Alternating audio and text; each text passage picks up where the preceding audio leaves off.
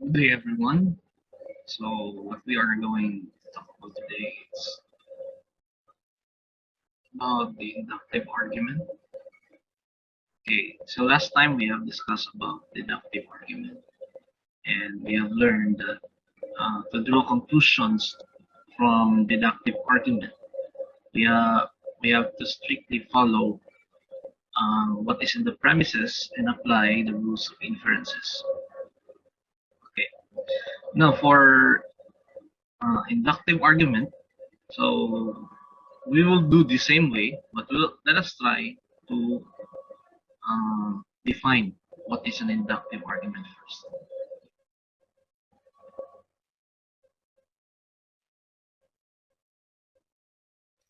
Okay, an inductive argument is an inference having a conclusion that proceeds from the premises only with probability.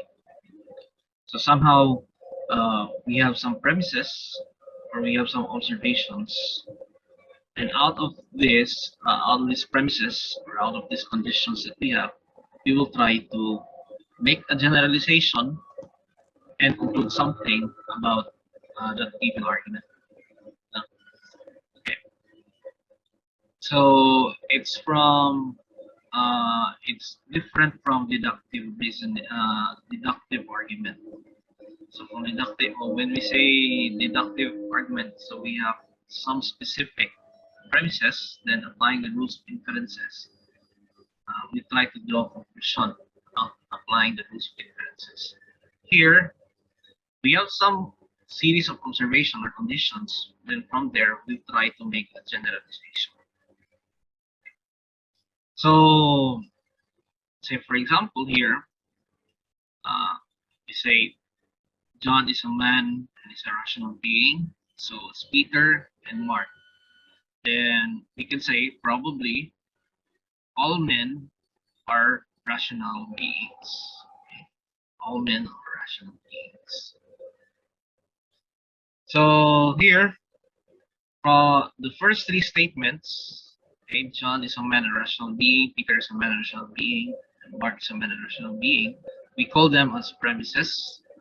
And the last statement, then probably all men are rational beings. Okay. So we call them, the last statement is called our conclusion. Okay, the conclusion in the inductive argument is a conjecture since, okay, it may be true or correct. Okay, so in deductive argument, so we can say to validate or prove in deductive argument, it's that we determine if it's valid or not valid. In the inductive, we just simply state that the argument is weak or strong, or it's a bad argument or good argument, but we will not state it as valid or not.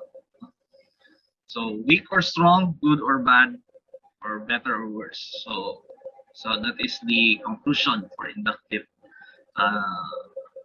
The conditions, no? When we try to evaluate the conclusions we derive from inductive argument. So here are types of the inductive argument. First is the generalization. So generalization, more accurately, an inductive generalization proceeds from a premise about the sample conclusion or about the population. So say for example, there are 20 balls, either black and white, that turn. To estimate their respective numbers, you draw a sample of 4 balls and you find it 3 black and 1 white. So if you are going to make a generalization, you may say, so probably there are 15 black and 5 white balls in turn. So from a small sample, you try to draw a conclusion about the whole population. So that is generalization. Okay. Another examples, common examples of generalization, no? Say for example about patterns. Okay, so for example, if you have patterns, so you make a formula, you try to make a generalization through of the patterns through a formula. So that's also an example of a generalization. We also have the statistical syllogism. Okay, so statistical syllogism is the opposite of the generalization.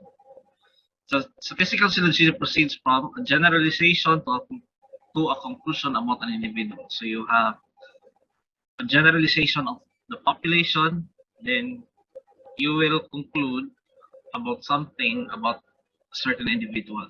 No? So let's say, for example, you have 90% from Excelsior Preparatory School go on the university, and Bob is a graduate of Excelsior Preparatory School. So you may, based on this rule, so you may conclude that Bob will go on to the university. So that is statistical syllogism. So the whole statement of the conclusion, then you make a conclusion about a certain individual, no? which belongs to that population or group or whole group.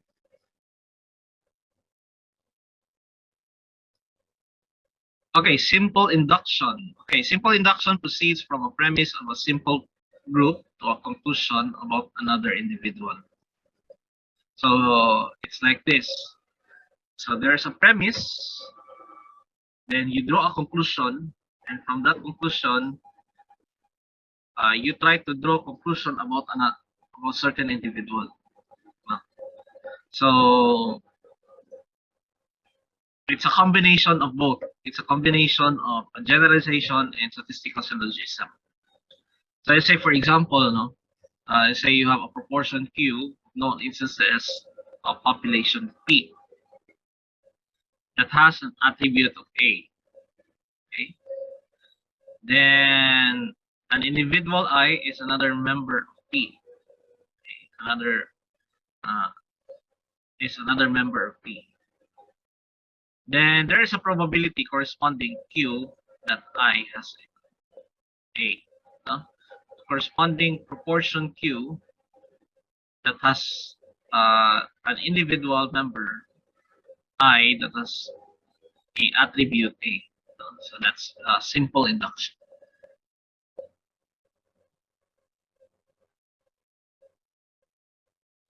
Okay, counter examples.